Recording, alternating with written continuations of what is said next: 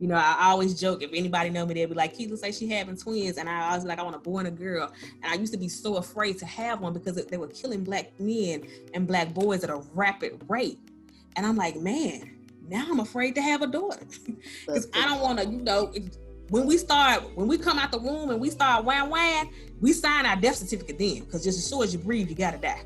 But to think about the fact that my life as my black son's life, if I had a son, his life does not matter. Does not matter in this country that we fucking built. Mm-hmm. Think about the fact that my daughter. We Mississippi folks, so we know when we talk about what we built, it's a little bit different from people that are up north and stuff.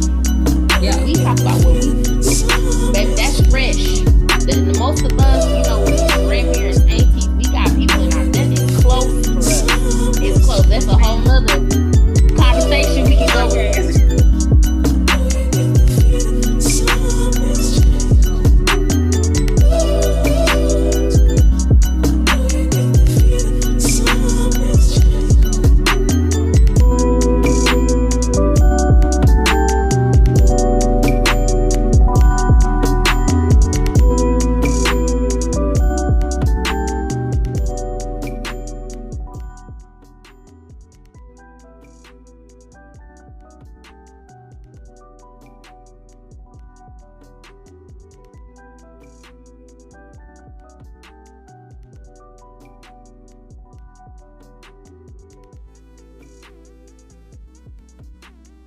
The most disrespected person in America is the black woman.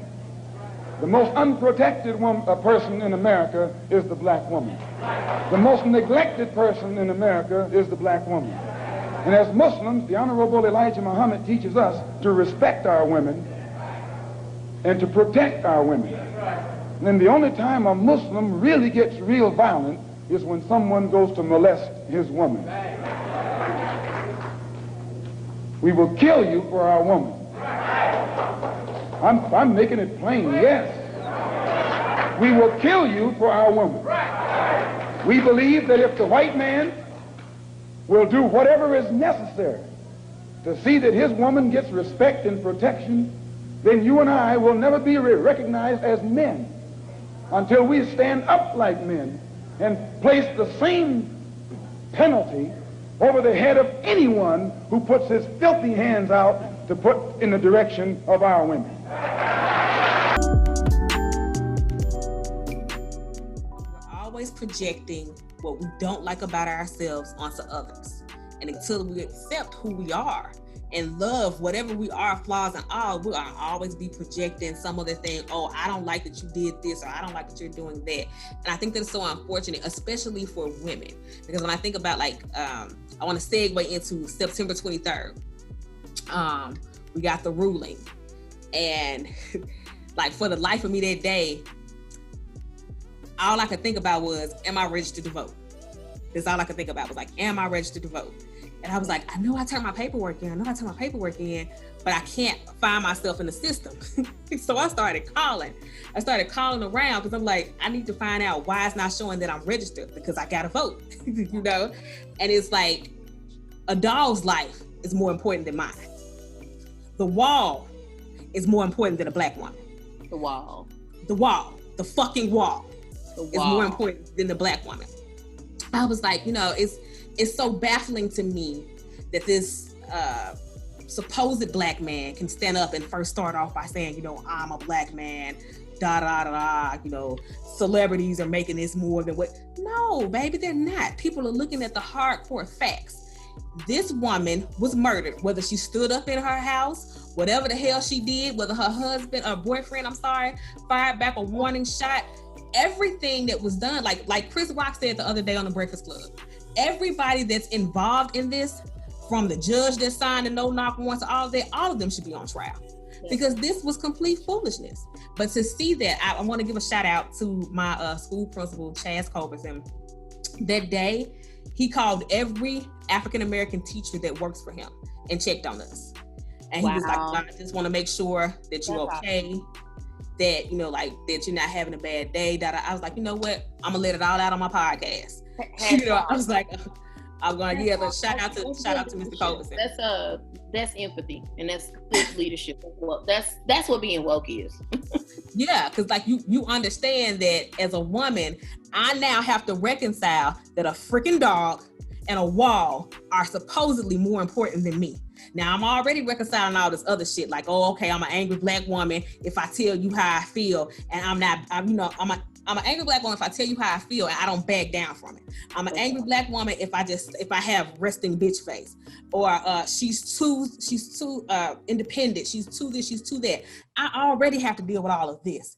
Now you want to publicly tell me that as an African American female, I have to be scared that if the police come and knock on my door, that X, Y, and Z is happening. And this is all because of supposedly some form of relationship that I had. So the police didn't do their due diligence and go and make sure that I was still dealing with X, Y, and Z individual. They didn't do that, right? They just went ahead and was like, you know what, we're going to get this criminal. This is what we're going to do, you know? And to me, it's just so...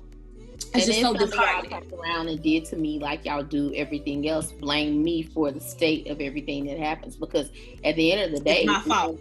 Yeah, it's every L in America ultimately gets blamed on black women. You know, we are the reason that the family the way it is. You know, the bitter baby mama. What is the image that people have? It's black women. And, you know, and the thing about it is, yeah, there's this unspoken rubric. You know, it's got things in the rubric that put you on the scale, like skin color, tone, eyes, hair, texture. All those things kind of add up and give you a score and a placement on the rubric.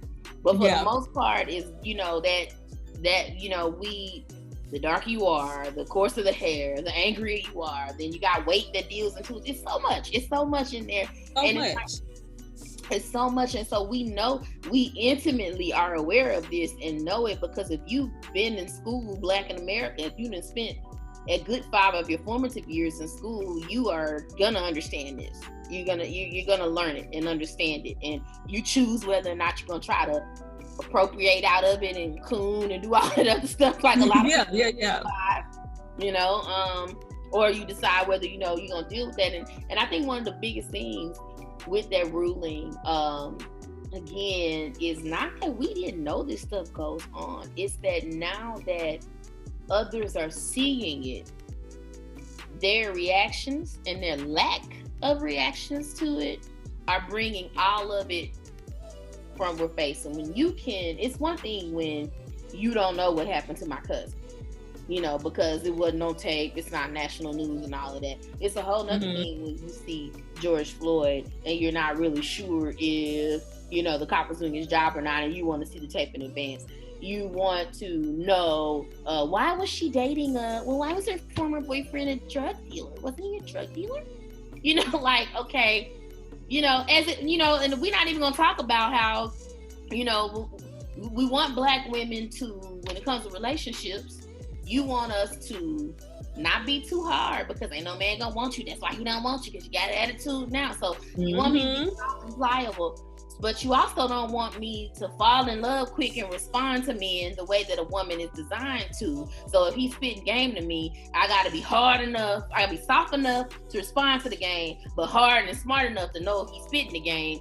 So I gotta like open my heart and protect it all at the same time. Then then keep your legs closed, but open them up, because what you want to do, another woman will. It's like, wait a minute, what is he gonna do? What am I supposed to do? What am I supposed to do here? Yeah, how Just can I? You want me to be submissive? You want me to be hard? You want me to do all these things? But then, and it's like, okay, I gotta do everything, and then all of it is supposed to be my place and what a woman is supposed to do. Like, what? This is at this point, it's like, okay, at some point you gotta acknowledge that y'all just blaming us now for everything. Just some of this don't even make sense. Yeah, because, you know, like I think back to like when you were talking about like women are told, go to school, do this, do that. This is the right way. And I'm saying to myself, like, this young lady she was an EMT. She was going to school for X, Y, and Z. She had just gotten herself a new car. Like, she was building herself up. She was living her dream, and she got the right man. See, that's the other thing too. Remember, y'all told her, you know, oh, leave a man alone if he ain't doing this. So she left the man alone. She went and got the right man. So she, you know, like, I'm confused. Like, what is it? What's she supposed to do? Why is it her fault that she's dead? Exactly. And to think that, and one of the biggest things that I wanted to bring up and that played in my mind, because we always talk about reparations, and I don't want to dig deep into reparations, but we always talk about that. And I remember the first ruling that came out was that Louisville decided to give her they ruled they were going to give her mom $12 million. All right, and I saw so many people like, oh my God, she's taking the money, da da da. And I was like, no, this is a separate case. Like, pay attention. It's a separate thing. Louisville decided that they were going to give $12 million this case, and that was only, if you think about it, that was only to get people to talking, so it could distract them from the fact that they was getting ready to rule the way that they were getting ready to rule. That's it. That was the only reason they did that, because the mom came on after the judge said, we're going to give X, Y, and Z. And she was like, no, we're still fighting for my baby, da, da, da. And I think sometimes people think that money, for Black people, money is going to solve everything. Yeah. Like, it's, and if I were her mom and her family, I would be like, you know what, I'm going to give me another set of lawyers. We're going to fight this case another way.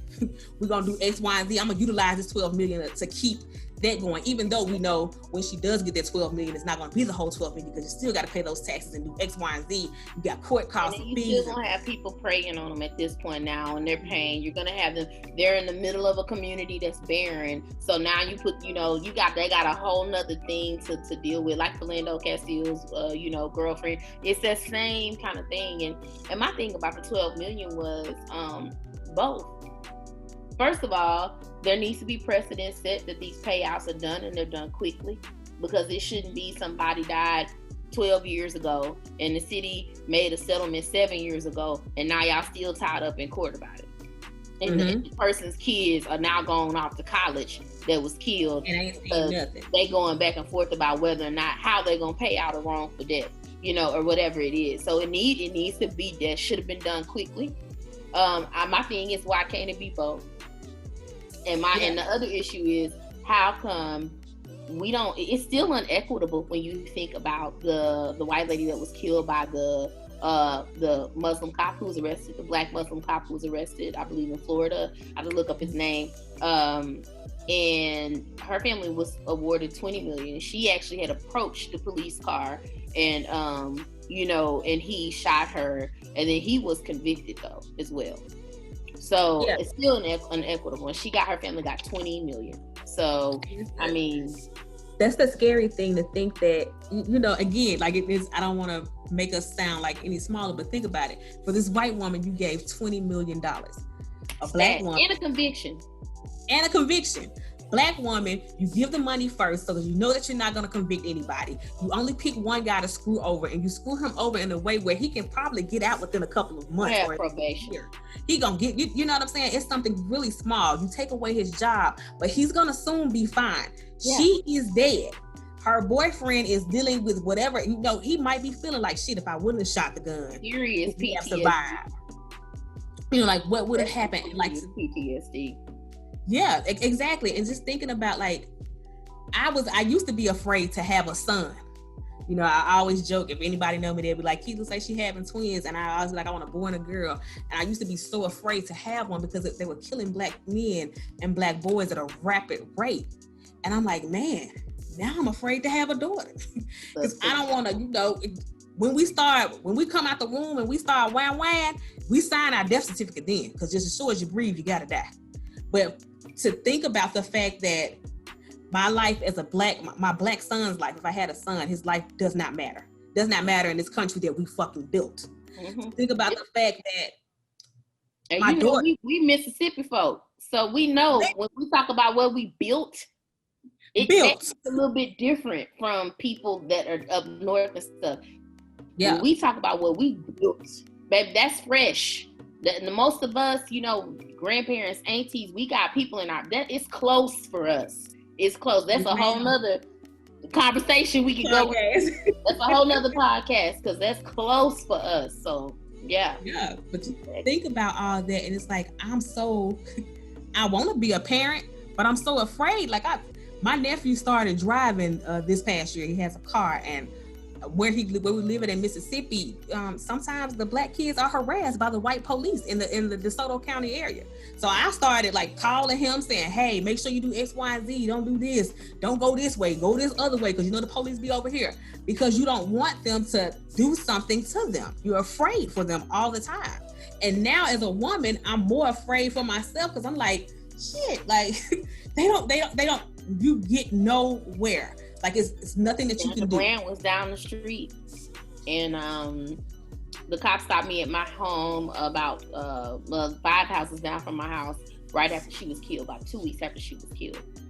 Cop pulls me over at the stop sign. Now, he right there. I'm 10 and 2 now, but he pulls me over, says it's a rolling stop, and I start to argue with him. And when he starts to cuss at me, the first thing in my head is, be quiet, Sandra Bland. Because what's the difference between her and me? She hot. It's Texas. I'm hot too. I'm hot. I got her attitude when she got pulled over was no different than mine is if I get pulled over in the heat. But I checked it and said, you know what? At this, I don't have time. What everything he's saying is a threat right now. He's talking about this. We not arguing and holding court on the side of the road. You know what? You're right. I'm gonna be quiet. Let me just take this ticket, this fake ticket that you gave me, and I'm gonna be quiet. You're right though. It's so scary because when you go back to the stuff that we talked about before, as women we have to carry these. I always tell my friends, you got to think about your cross and you got to bear how Jesus buried he walked up the hill. And I'm like, shit, think about what women got to bear. Like we bearing it all. Whatever it is, family secrets, family problems, the man problems, friend problems, your problems, whatever it is, you got all these crosses on your back and you're consistently going up the mountain while everybody is throwing stuff in your faces. The black man throwing this in your face, the white man throwing this in your face, the white woman, the black women throwing something in your face. Some of the ones that ain't happy, the gatekeepers are throwing stuff in your face. And white it's all women, and I feel like it's all because we're just not like I said earlier, 2020 hasn't been a horrific year for me the way it has been for other people. Like I was in Mississippi. I went to Mississippi to do something. One of my friends, Tashina Galmore, her mom passed away. And I went home to support my friend because her mom had passed away. And I was supposed to be there for 3 days. I was there for 3 weeks.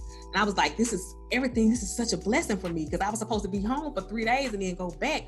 But because I'm online teaching, I can sit at the house with my nieces and nephews and my mom and see my siblings and all that. And it was a blessing for me. Yes. So I'm not struggling financially.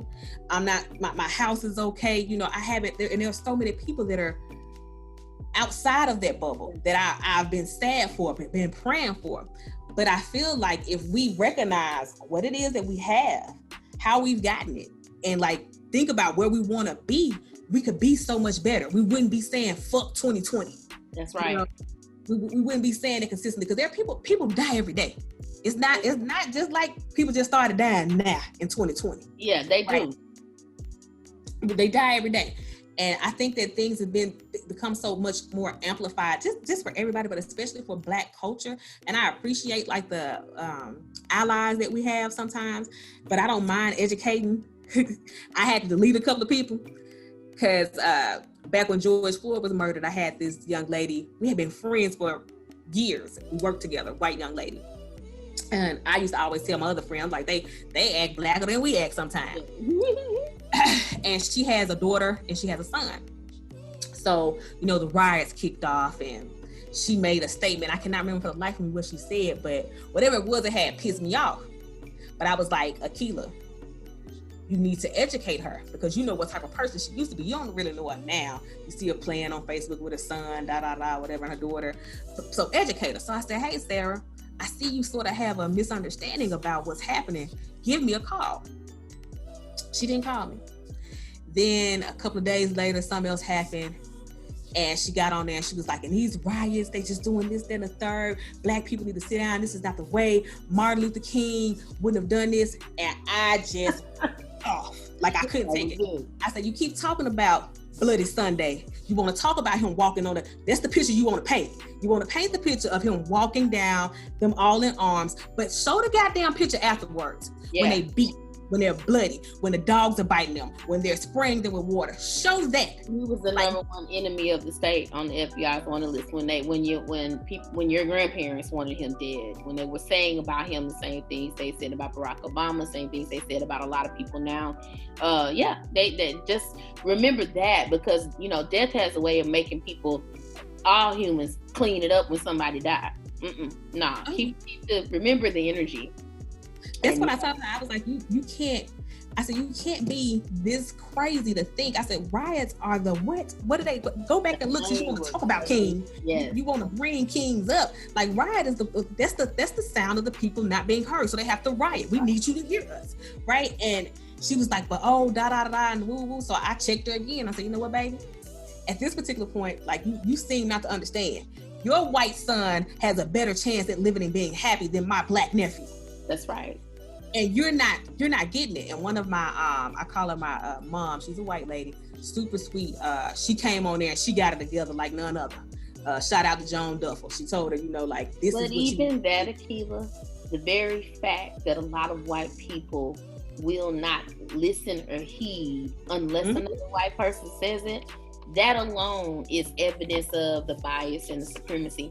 And I've been thankful in this season. I'm a consultant, so I end up working in lots of different companies. And the company I'm working in now, I've just really been blessed with 2020 because with this role, the people I'm surrounded with that actually becoming my friends now are very open-minded, very honest about what they're ignorant of, and very everybody wants to have these discussions and learn. And I've always been that person that be like the one that people call the black friend.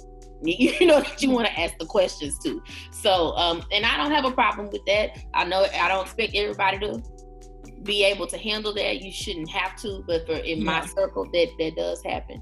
And but that discussion, we had a very similar discussion about just the fact that the fact that a lot of white people will actually acquiesce to another white person's POV, even though they're saying the same thing. Whereas with if I say it, there's anger, there's irritation. You're bullying the race car, you this, you that. But then when someone else comes and you respect that, kind of same way men do women. You go take your car somewhere, and if you can argue with the mechanic all day, he gonna tell you this, that, and the third. But if your brother, your daddy, your husband, or someone is there, he's not having those same conversations with the same energy that he does. That's evidence of misogyny. Same evidence of the racism. Yeah. And it was, I have just appreciated Ms. Joan for coming on and just that's awesome. echoing what I was saying, because I was like, while I felt what you're saying, I was like, I need her to get it. Yeah. I need her to understand what I'm saying before I delete her ass, because I'm finna delete this motherfucker. That's what I need you to understand. Like, I'm finna delete you because obviously you ignorant, and I don't need no ignorance on my timeline. But I did my due diligence in trying to educate you and support you and help you. You're choosing to keep the blinders on your eyes. So I think that's like you having those conversations and being that friend. And like I can think back to now. Sometimes we assimilate or do different things because of the situations that we were in. But I could never be that way. And I can remember being the only black girl in marketing at the casino. And I was looked at so differently because I was the only black girl. But I happened to be the only black girl because I did one thing. I went to the VP of marketing and I told her, I said, hey, I just graduated with a degree in English literature. I got to do something more than work in this box office. I didn't get a degree to come back here and make $950. That's not what I do. That's not what I did. I didn't do this for that. And at the time, she was an Italian VP. Monica O'Connor. She listened to me and she started sending other people my way, saying, "Go check Akilah out. See if she's real. See X, Y, and Z." And when I got to those positions, I didn't treat people any different. If you worked in the kitchen, we were still cool when I was working behind the box office. I'm not going to treat you any different. I'm not going to be any disrespectful. If you're black, white, orange, or yellow, I'm still going to talk to you the same. You piss me off, you get cussed out the same way an orange person get cussed out. It's no different. You're going to get it. You're going to get it. And I feel like sometimes we begin to assimilate and do these different things and not realizing that, oh, I'm changing because of this. But I made sure that I did not change because I remembered how I felt when I moved to Mississippi and I was treated differently and I was confused about how I was treated. Because I came from Chicago where I had a white babysitter and a Haitian best friend, and I didn't understand why the black girls in the classroom didn't like me. Yeah. I didn't understand why they had a problem with me speaking fast, or because my mom had my curly hair up in 2 ponytails, why they thought it was short and they wanted to pick on me because of that. Or because my mom dressed me a certain way and they didn't wear those clothes, so that was the problem. Yep. I didn't understand that. I didn't understand the teacher pitting the skinny girls against the heavy set girls. Like I didn't get that. Oh, only the skinny girls can be the cheerleaders. You're not decided to be a cheerleader. I didn't get that. Like it didn't resonate with me. And just thinking about all of that makes me think about all the things that Justice Ruth Bader Ginsburg fought for women. Yeah. Like how she fought for our place. And what right now I'm just so angry with the little orange guy because he wants to put a woman in the space and he just, and it's like you're trash, so you want to bring trash, you just want trash everywhere. And it's like, you know what Mitch McConnell. Yes. Oh God. Like you just if I had the time to like on November 3rd, I'm voting early in Texas. And then on November 3rd, I'm going to be riding around asking people that need to ride to vote. Awesome. Vote. I need you to vote because people like those, we need out of office. We need them gone. But what do you think about like her legacy and then like the ignorance that is happening behind? Like I don't even think she's in the grave yet. I know they've had ceremonies for her, but I don't think she's been buried yet. But it's, going to put X, Y, and Z in spots and all of this stuff. What do you think about that? Well, one thing is that I think people have to keep in mind context. And I think I'm trying to see if I can make this concise. Something I used to hate when my uncle would tell me this. My people from Mississippi. And my uncle would tell us, baby, black folks can't do nothing without good white folks. You need good white folks. And I used to hate him saying that, like, what you don't need no good. I hated that. But what he was saying and what he would expound upon is that things were the way that they were. And so, yes, it would have been wonderful for them to, if they could have, said, oh, well, white people should make us equal. They should do this, they should do that. But in the context of 1972, if a white person went to bat and hired 5 of y'all at Packard Electric, that was major, even if they didn't change anything else. And so when I say in the context of where the city of Jackson was, where the state of Mississippi was, there were certain things. So with Ruth Bader Ginsburg, was she perfect? No. But you have to think about the context of where the United States has come from. I think there's a generation of people that have forgotten that many of us, first of all, many of our grandparents and just aunts and uncles would never, ever have believed that there would ever be a black president, ever. As a child, I did not believe it.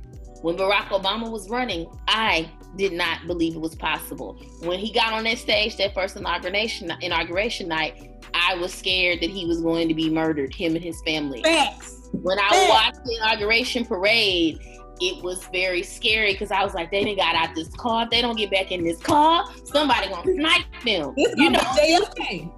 Yeah, I thought we was gonna see a JFK with Barack and Michelle and their family because of the state of this country. So you have to think about Ruth Bader Ginsburg was a justice in the face of this type of energy.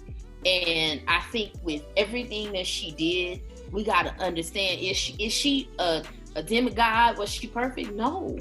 But she did she did what it was designed for her not to do. Half of us,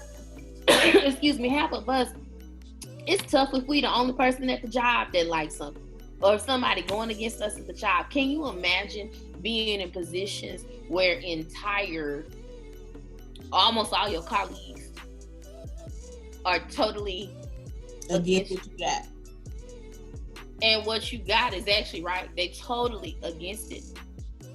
Not only them, but everything attached to them. I mean, and you got to dig your heels in anyway and be doing that as a woman, because the first thing they called her was a bitch. That's what any woman that doesn't sway is called. That's the default, whether she's really one or not. So now I think that her accomplishments were amazingly significant. I think that she, just like Barack Obama and anyone else, no one's going to have a perfect utopian track record, because we're fighting against actual real life mindsets, actual real life ways and systems that are in place. And you spend a whole lot of time on social media, you'll forget that stuff is actually structural and real. You can be talking to social media and you'll forget that if you just go out here in the Pearland area and you do a demographic survey like what we did with NAACP and stuff, that you'll start seeing the redlining and things are still in place through lending products, through neighborhood demographics. A lot of the neighborhoods around here, you got things like, I'll be going off into a tangent, but I'm just saying you'll see that a lot of these things are still in place, that there's inequities that are structural in here, these, and so for her to do what she did in the face of, with the Supreme Court appointment being a lifetime appointment, is significant. It's very significant. The reason there are so many Black men and brown men who don't make it out of high school without being a part of the criminal justice system in some form, or who don't make it to the age of 40 without being a part of the criminal justice system, is directly tied into those justices that sit up there. Those laws, those mindsets, they set the tone. And then it follows suit in those lower circuit courts and things. So, but Ruth Bader Ginsburg, I think she did what she came to do and what she could do, and she did it well in spite of. And man, I think the accomplishments that that she stood for, and even some, especially in the way in a lot of the equal rights. I mean, it's important that she did a lot with gay rights as well. What she stood for there, that's important because it impacts us as well. It impacts us. Exactly. I just again, like, thinking about the little orange fella. When she first got sick, like when they first announced it a few months back, when they were saying she was sick again, I was like, Lord, please let her make it until after election. Like, we don't need him to have another something that he can screw up, because he does not mind going around and effing up everything possible. He really does that. He doesn't mind it at all. Like, he is really out here acting like the president, like he is on The Apprentice. That's really what he's out here doing. Like, this is a TV show and he's out here just secondhand embarrassment. He's the epitome of it. Oh my God! Like, I've never seen anything like this. But when I saw that. When I saw she got sick, I was like, Lord, let her make it until then. Not in a, I guess you would say that's in a selfish way. Yeah. But just thinking about like the place that she holds, the place that she held, and thinking about like if he does get one more person in. And then also thinking about like now, if you think about it, when this happened during Obama's time, oh no, we can't do this. It's almost time for another election. We're going to stop it. And immediately, like, she was dead in about 2 hours. Expediting. Yep. She was dead about 2 hours, and they like, oh, we're going to do this, Wait a minute. So when the Black man did it, it was like, no, that's not right. But now you got this guy in the office, and it's just like, again, that black and white thing, like showing this. And it's so crazy that white people, like, you're not woke to the fact that this is the fuck shit that y'all do. And one of my fears, I think, has always been like, okay, I think as a Black person, growing up around predominantly white people in Texas and Mississippi, there was a time in my life, I had various points where I realized that you can't do what they do, kind of thing, right? And that this might be how they are gonna be. And just embracing that is very difficult to do. I've always fought against that. My mom, them growing up, they would be like, well, you know how white folks are. Now you need to think about this because you know how they do. And I used to say, oh, they're not open-minded. They're not this and not that. Got into the workforce and realized, sadly, that a lot of what my elders had told me was that the things I thought with them were giving up and were hopeless, actually realized that those were wisdom. That they weren't hopeless, they was just wise. They knew it is what it is. And so I think my biggest thing with what I was afraid of with her passing in my selfishness was that trying to avoid seeing the is what it is. Because I know she passes, or they're going to jump on it right away, put who they want in there, and then we're going to be stuck and no one's going to care, and it will be marked in the history books. And we are not as good of a country as we think we are. Same thing it was when Donald Trump was elected. My fear was, well, we're not going to choose him because that's not who we are. Yep. We're better than this. And then it's like, deep down, you're afraid because you like, we may not be better than this, but we going to hope and change. Then to realize that we weren't better than that, I didn't know how to reconcile it because I think I had gotten my hope up to a certain place. Yeah. So then when I realized we weren't better than that, and then I felt like that thing that is what it is wisdom sink in. It hit me different, and I think that's what I was afraid of with Ruth Bader Ginsburg, and the black and white issue as far as racism, but also as a woman being second class. She fought heavily for reproductive rights of women. It doesn't make sense that a person who's never had to fashion a maxi pad out of toilet paper at school is making rules and laws. People about my vagina again. About my vagina and my uterus. A person who doesn't, when you get home, you actually take off your shoes first. You don't,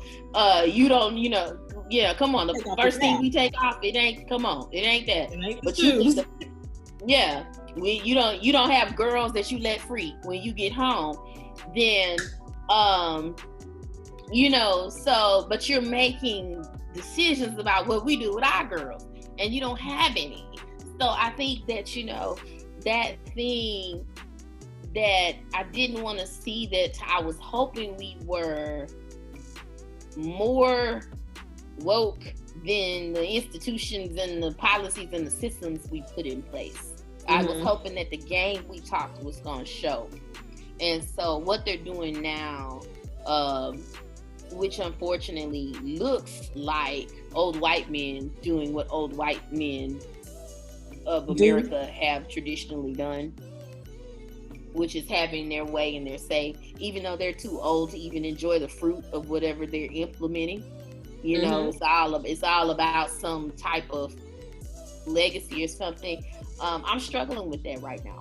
I'm struggling with what's going on, and frankly, to be honest, I've avoided it the last 2 or 3 days because it's been overwhelming for me to go, you know what, it's been one of those things that I'm like, right now, the last 2-3 days since Friday, I like, let me protect my peace this weekend, because what I'm seeing from neighbors, from colleagues, from people I went to school with, it's nasty, to be honest.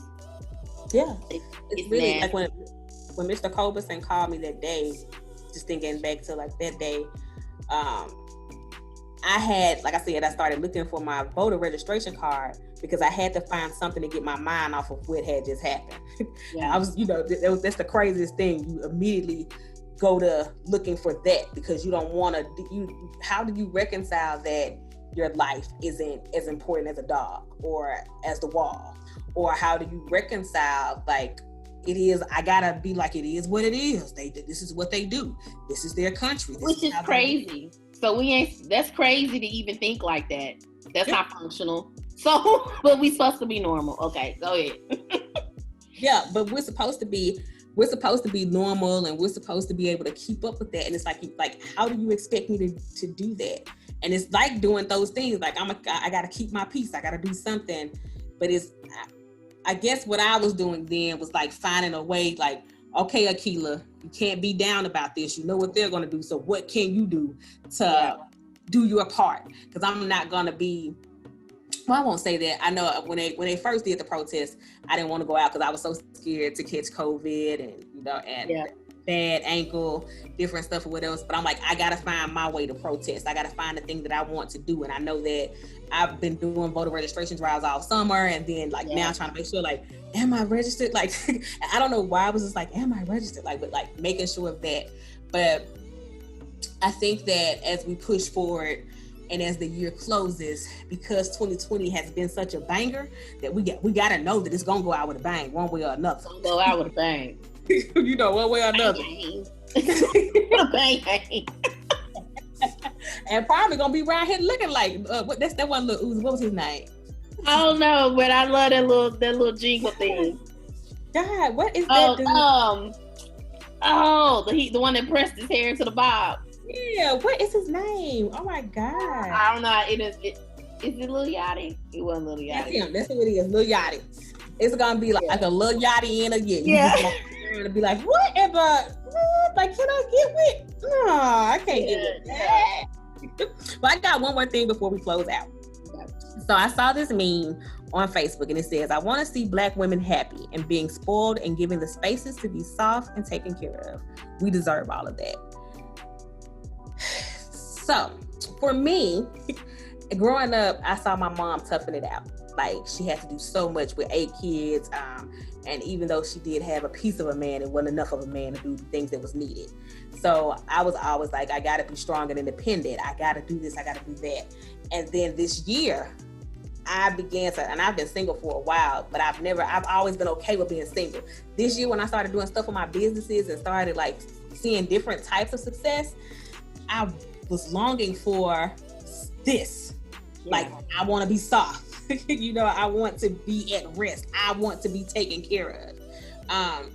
In your relationship, because you are married, you and your husband, I like when you post y'all pictures, see the happiness and like the success within your relationship. How has it been have you always been able to take rest? Have you always been able to be taken care of? Like, how does that work in your relationship, and what advice could you just give like single women with that? Well, I think one of the biggest things I think that for single women, I think, is recognizing what it feels like if you weren't given that, meaning you got to define that for yourself. So like, I think one of the privileges or luxuries that I had was being number 14 of grandchildren with all boys, and I was the first girl. My father, I was raised by my stepfather, who spoiled me. I was raised, my biological father spoiled me. So I think my cousins would protect me. One of the reasons I'm very vocal is I was always that girl out there on the basketball court talking trash, and couldn't nobody talk trash back because my cousins was gonna whoop your ass if you did. So it was never like, even my younger boy cousins, it was never well, you gotta be in this place as a girl thing for me. And so I think that translated to a protection, and me being able to be loud, boisterous, feminine, cry, laugh, cuss, all of that. And so I know what that feels like. So whenever in my relationship with my husband, I was able to recognize it, and that's what's comfortable for me and normal for me. And I think where in my years of helping women and talking to women and coaching women and stuff, what I have seen is that for a lot of women, if they don't have a point of reference, then they don't know how to even expect it or demand it. And they don't even know how to adjust it. If it is there, they don't know how to adjust it. So a lot of times women are trying to conform to an idea of something that they haven't even given themselves yet. If you haven't given yourself that place to rest, that permission to be soft, that permission to be not to have it all together, if you don't give yourself that, it's going to be extremely difficult for anybody else to come in and give it. And I think that that's the first chief thing when it comes to self-care, especially for Black women, because we got to be twice as good, twice as hard. That's our way of navigating. And so I think the first thing is figuring out how you can give yourself that. How do I give myself permission to not get an A all the time? It's okay if you pass. These get degrees too. So did you just pass back? Yeah, if you scrunch past the finish line on that project, or you scrunch past the finish line and maybe you said it was some things that you was gonna do, you didn't meet that financial goal, it's okay to not overachieve. And so, once you can get into that place where it's okay to not overachieve, then I think that is a huge thing for you. Now, a practical thing that I think is very important, and again, a luxury for me growing up around so many boys, that I see a lot of women, in my opinion, are missing homeboys. They ain't got no homeboys. And the reason you need homeboys is because, I always say it's like 3 types of female caricatures in a man's life. It's the homegirl, the housewife, and the hoe, right? And so all three of those different women represent a different aspect of what a man looks for or a need he gets met out of a woman.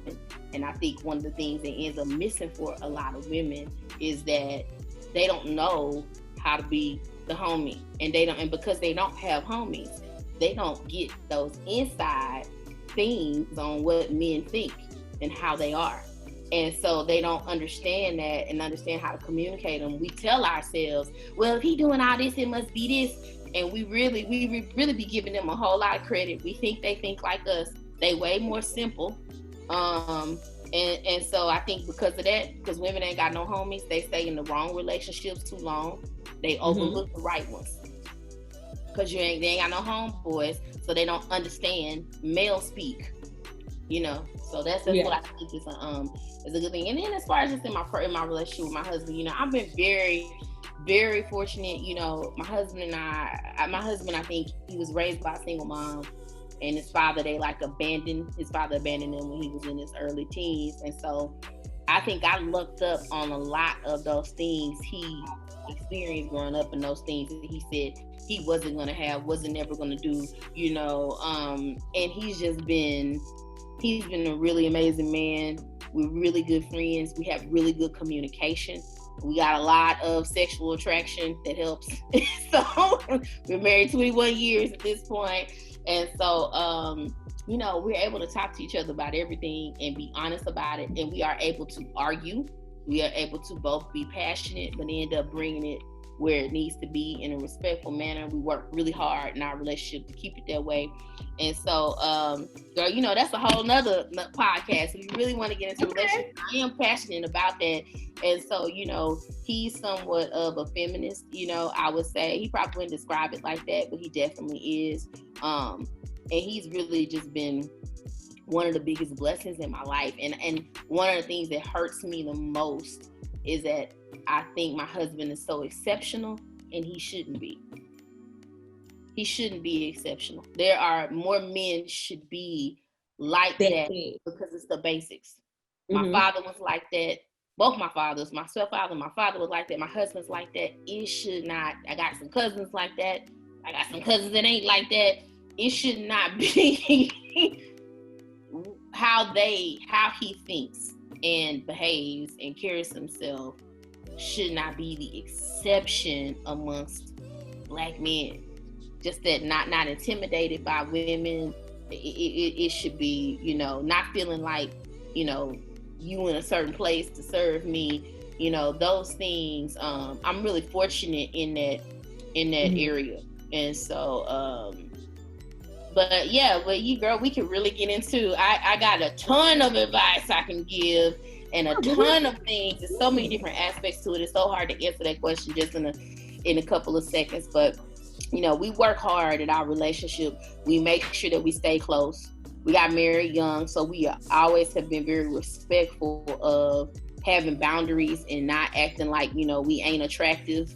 You know what I'm saying? It's like we have protected the sanctity. We were intentionally do that, you know.